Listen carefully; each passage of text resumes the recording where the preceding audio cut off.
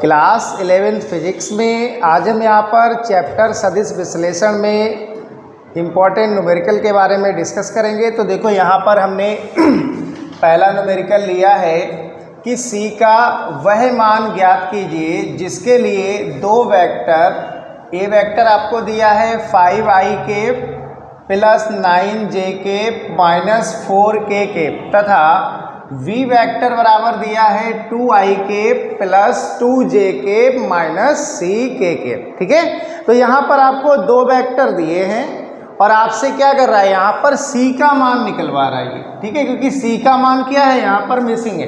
ठीक है, तो देखो सॉल्व कैसे करेंगे। सबसे पहले आपको जो दिया है आप उसको लिख लीजिएगा। ठीक है, तो आपको क्या दिया है, a वेक्टर दिया है। a वेक्टर है आपका 5i cap plus 9j cap और माइनस 4k केप और आपको v वेक्टर दिया है बेटा। v वेक्टर कितना है, 2i cap plus 2j cap minus ck cap. ठीक है, और देखो ये भी कह रहा है कि परस्पर लंबवत है। और जब भी आपसे बोलता है कि परस्पर लंबवत है, आपको दो वेक्टर दिए हैं, जैसे यहाँ पर आपको a वेक्टर और b वेक्टर दिया है। अगर ऐसे आपको a वेक्टर और b वेक्टर दिए हैं, अगर लंबवत की बात कर रहा है तो वहाँ पर आपको डॉट प्रोडक्ट निकालना है। ठीक है, और लंबवत की बात कर रहा है तो यहाँ पर क्या होगा बेटा, ये होगा a vector dot v vector बराबर क्या होगा, 0 होगा, क्योंकि वो क्या कह रहा है, दोनों वेक्टर परस्पर लंबवत हैं। तो ये लंबवत की कंडीशन होती है, इसको अदिश गुणन बोलते हैं। क्या बोलते हैं, a vector dot b vector बराबर 0 को बोलते हैं अदिश गुणन, और ये लंबवत की कंडीशन होती है। अब आपको करना क्या है, इस जो यहाँ पर हमने ये समीकरण लिखा है इसमें आप a और b की वैल्यू लगा दीजिए। तो देखो a वेक्टर कितना है, ये है आपका 5i cap plus 9j cap और माइनस 4k केप। क्लियर, और डॉट b वेक्टर कितना है, 2i cap plus 2j cap minus ck cap और इक्वल टू 0। ठीक है, तो कुछ नहीं किया, a v की वैल्यू यहाँ पर पुट कर दी इक्वल टू 0। अब डॉट प्रोडक्ट में करना क्या होता है, डॉट प्रोडक्ट में मैंने बताया है क्लास में कि जब भी आपको डॉट प्रोडक्ट निकालना है तो आप i की i के साथ मल्टीप्लाई कर दीजिए, j की j के साथ कर दीजिए और k की k के साथ, क्योंकि i डॉट i 1 होता है। अगर आप i डॉट j करोगे तो उसकी वैल्यू 0 हो जाती है। ठीक है, तो यहाँ पर i की i के साथ आप मल्टीप्लाई करेंगे तो 5 इंटू 2 कितना हो जाएगा, 10 होगा, और ये i cap dot i cap. अब देखो प्लस 9 और ये 2 कितना हो गया, 9 और 2 की मल्टीप्लाई करोगे तो ये कितना होगा, 18 होगा, और ये j cap dot j cap. उसके बाद देखो माइनस माइनस प्लस हो जाएगा, 4 और c की मल्टीप्लाई करोगे तो ये आएगा 4c और k cap dot k cap. और अभी हमने आपको बताया था कि i cap dot i cap equal to 1 होता है, ऐसे ही j cap dot j cap equal to 1 होता है और k cap dot k cap equal to 1 होता है। इनकी वैल्यू क्या होती है, 1 होती है। तो ये क्या आएगा, यहाँ से देखिएगा a इक्वल टू 0 लेंगे तो ये तो 1 हो जाएगा, तो 10 plus 18 plus 4c equal to 0। इसका आप सम कर लीजिए, इसको जोड़ लीजिए तो ये कितना होगा, 28 हो जाएगा, प्लस 4c बराबर 0। हमें c की वैल्यू निकालनी है, तो अब ये 28 को हम बराबर के इधर लाएंगे। अब देखो ये प्लस में है तो इधर आके कैसा होगा, ये माइनस हो जाएगा, माइनस का 28। यहाँ से c निकालेंगे तो क्या आएगा, माइनस का 28 अपॉन में कितना आएगा बेटा, 4 आएगा। कितना आएगा, 4 आएगा। अब 4 से 28 में आप डिवाइड करिए तो 4 सते 28 होता है, कितना आएगा, माइनस 7 आएगा। तो यहाँ से c की वैल्यू आ जाएगी माइनस 7। ठीक है, ये कितना आ जाएगा, माइनस 7। अब अगर इस क्वेश्चन को आप चेक करना चाहें कि c का मान जो हमने निकाला है क्या वो सही है या सही नहीं है, तो आप क्या करें, इस c की वैल्यू आप यहाँ पर पुट कर दीजिए। उसके बाद आप डॉट प्रोडक्ट निकाल लीजिए जैसे आपने निकाला है और ये 0 के इक्वल आएगा। यानी कि ये 0 आएगा, लेफ्ट हैंड साइड भी 0 होगा और राइट हैंड साइड 0 चल रहा है। तो वहाँ से आप चेक कर सकते हो कि सी का मान हमारा सही है। ठीक है, तो इसको आप नोट कर लीजिए, इसका आप स्क्रीनशॉट ले लीजिए, हम लोग नेक्स्ट न्यूमेरिकल सॉल्व करेंगे। ठीक है, देखिएगा अगला न्यूमेरिकल है क्वेश्चन नंबर 2 और ये सदिश विश्लेषण में जो न्यूमेरिकल की हमारी फर्स्ट क्लास है, इसके आगे आपके हम सभी न्यूमेरिकल सॉल्व कराएंगे। तो देखिएगा सेकेंड क्वेश्चन क्या है, कह रहा है दिखाइए कि वेक्टर ए वेक्टर बराबर 2i cap plus 3j cap तथा बी वेक्टर बराबर 6i cap minus 4j cap परस्पर लंबवत है। वो कह रहा है कि दिखाइए, या फिर बोल सकता था सिद्ध कीजिए कि ए वेक्टर और बी वेक्टर कैसे हैं भाई, लंबवत हैं। और लंबवत की हमने क्या कंडीशन बताई थी अभी कि ए वेक्टर डॉट बी वेक्टर का मान 0 होना चाहिए। तो पहले तो आप लिखिए कि यहाँ पर ए कितना दिया है, ए दिया है आपको 2i cap plus 3j cap और बी कितना दिया है, बी दिया है आपको 6i cap minus 4j cap और कह रहा है परस्पर लंबवत है। तो लंबवत की कंडीशन क्या है, ए वेक्टर डॉट बी वेक्टर, इसकी वैल्यू 0 आनी चाहिए, या तो आप इसको 0 के इक्वल ले लो तो फिर दोनों साइडें बराबर आनी चाहिए 0, या हम इसको ही डायरेक्ट सॉल्व करेंगे तो इसका आंसर 0 अगर आ रहा है तो आप नीचे लिख देना कि अतः ए वेक्टर व बी वेक्टर परस्पर लंबवत हैं। तो देखिएगा ए वेक्टर की वैल्यू लगाएंगे 2i cap plus 3j cap dot B vector कितना है 6i cap minus 4j cap. ठीक है, सॉल्व करिए, i की i के साथ मल्टीप्लाई करिए, 2 और 6 की मल्टीप्लाई करोगे कितना आएगा 12i cap dot i cap. अब देखो प्लस माइनस माइनस 3 4 जा 12, क्या आ गया j cap dot j cap. और अभी आपको बताया था कि i cap dot i cap 1 होता है, j cap dot j cap 1 होता है। तो ये क्या आएगा 12 माइनस 12 बराबर देखो क्या आ गया 0 आ गया। यही हम आपको बता रहे थे कि परस्पर अगर लंबवत हैं तो वो कैसे होंगे, 0 के इक्वल होंगे। तो आप यहाँ पर लिख सकते हो कि अतः ए वेक्टर व बी वेक्टर कैसे हैं, परस्पर लंबवत है। कैसे हैं बेटा, लंबवत है। इस टाइप से आप शो कर सकते हो। ठीक है, समझ में आ गया होगा। इसका भी आप स्क्रीनशॉट ले लीजिए। अगला क्वेश्चन सॉल्व करेंगे। देखिएगा अगला क्वेश्चन है, अगला क्वेश्चन हमने लिया है कि ए आई के प्लस बी जे के प्लस सी के एक इकाई सदिश है, यूनिट वेक्टर। ठीक है, यदि a बराबर 0.6 v बराबर 0.8 तो आपसे कह रहा है c का मान ज्ञात कीजिए। ठीक है, तो पहले तो हमें ये मालूम होना चाहिए कि जो इकाई सदिश है इसका परिमाण कितना होता है। तो आप लिख लेना कि इकाई सदिश का जो परिमाण है वो 1 होता है। तो आप यहाँ पर लिखना कि चूंकि इकाई सदिश का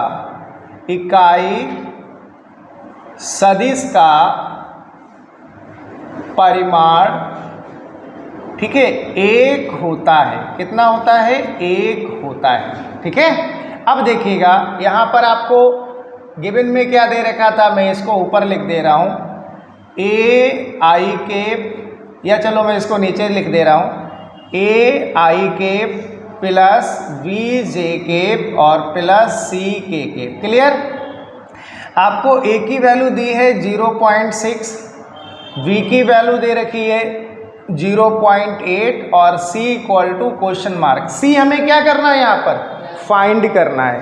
अब आपने कहा कि जो इकाई सदिश है उसका परिमाण 1 होता है, तो इसका अगर हम परिमाण निकालें तो देखो इस वेक्टर का अगर हम परिमाण निकालें तो परिमाण का क्या फार्मूला होता है, अंडर रूट में लिखते हैं आई के गुणांक का स्क्वायर।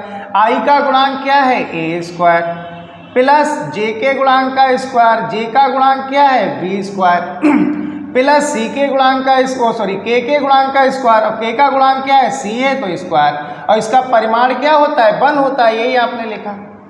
अब जरा वैल्यू पुट करिए, ए का मान कितना है 0.6 का स्क्वायर, बी का मान कितना है 0.8 का स्क्वायर प्लस सी स्क्वायर, ये आ जाएगा इक्वल टू 1।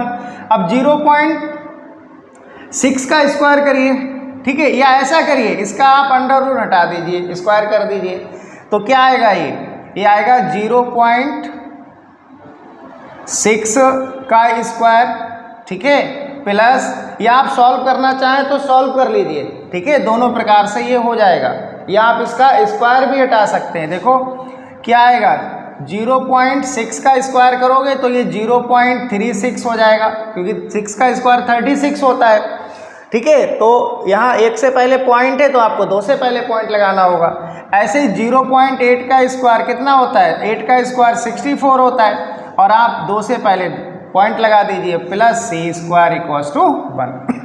अब आपको क्या करना है, इस इक्वेशन का स्क्वायर कर दो बोथ साइड, तो ये क्या आएगा 0.36 plus 0.64 plus C square equals to 1 का स्क्वायर हो जाएगा।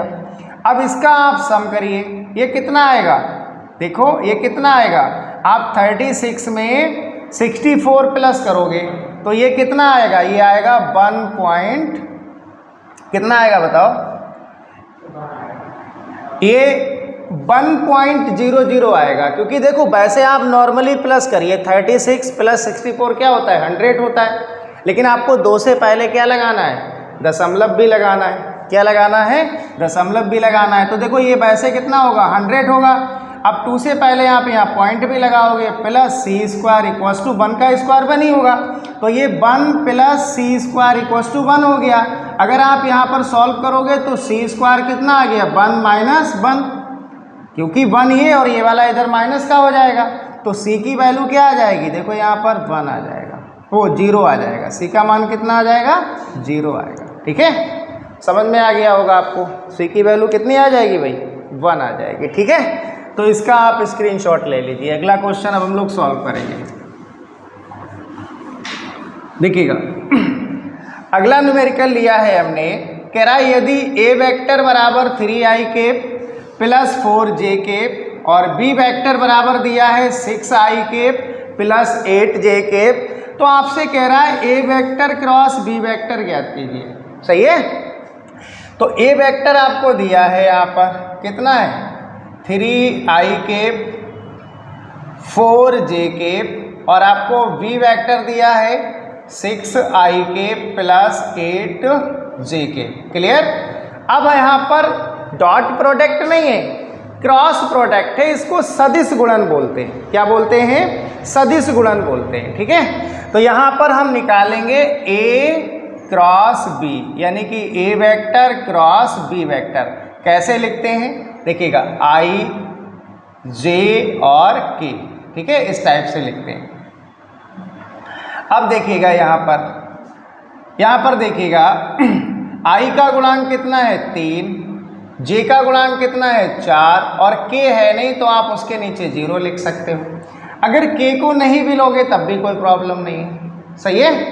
ऐसे ही देखो b वाले में देखो i का गुणांक कितना है 6, j का गुणांक कितना है 8, और k नहीं है तो आप इसको 0 ले लीजिए। इसको सॉल्व कैसे करते हैं, पहले हम लोग i की वैल्यू निकालेंगे, तो यहाँ लिखना आप i के ब्रैकेट में। अब जब हम i की वैल्यू निकालेंगे तो इसको नहीं देखेंगे, हम इस वाले में इसकी मल्टीप्लाई इससे करेंगे और इसकी इसमें करेंगे, माइनस आता है बीच में। तो देखिएगा इसकी इसमें करोगे 4 और 0 की मल्टीप्लाई क्या होगा 0, फिर माइनस फार्मूले में ही आता है, इसकी इसमें करोगे तो 0, फिर आता है माइनस j केप, ये फार्मूले में ही है बेटा। अब आप j केप की वैल्यू निकाल लो, तो आप 3 की 0 में करोगे और 6 की 0 में करोगे, ठीक है। तो ये आएगा 0 माइनस 0, अब प्लस k केप आता है, प्लस k केप आता है, ठीक है। k केप में देखिए आप k केप को जब सॉल्व करेंगे तो इसको हमें नहीं देखना है, तो इसकी इसमें करेंगे और इसकी इसमें करेंगे। तो 3 8 जा कितना होता है 24, माइनस 6 4 जा 24। तो देखिएगा ये कितना आ गया 0i cap minus 0j cap और प्लस 0k केप, यानी कि यहाँ से a vector cross b vector की वैल्यू कितनी आ गई आपकी 0। समझ में आ गया होगा, ठीक है। सॉल्व कर लीजिए इसको। अब देखो हम लोग लास्ट न्यूमेरिकल सॉल्व करेंगे, ठीक है। लास्ट न्यूमेरिकल सॉल्व करेंगे, देखिएगा।